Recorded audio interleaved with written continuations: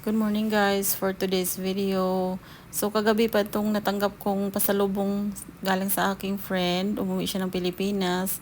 Dinala niya ako ng mga pasalubong. I'm very thankful. Shout out kay Ani.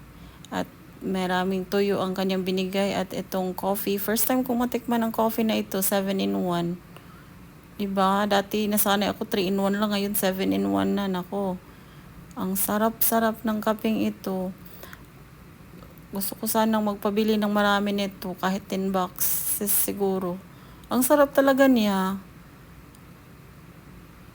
First time kong na-try, nasarapan ako sa kape na ito. Ang sarap niya. Tapos may halong malunggay at mangustin.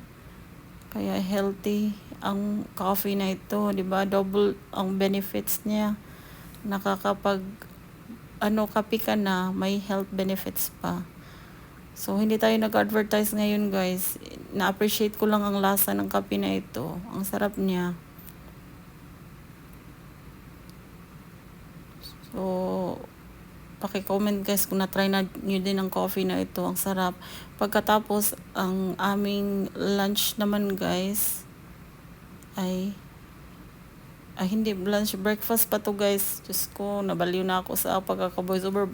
Breakfast pa ito guys, yung natira naming mechado na beef nasa freezer, ininit ko lang. Tapos nagdagdag lang ako ng nilagang mais at yung talong na naiwan, may isa pa, ginawa ko na lang tortang talong.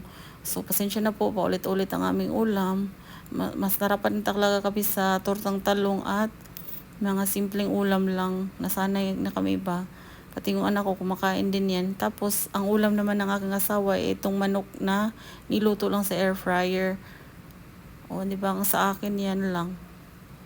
So, yung tira-tirang ulam, iniinit-init ko lang para wala nang maraming hassle sa pag-uulam.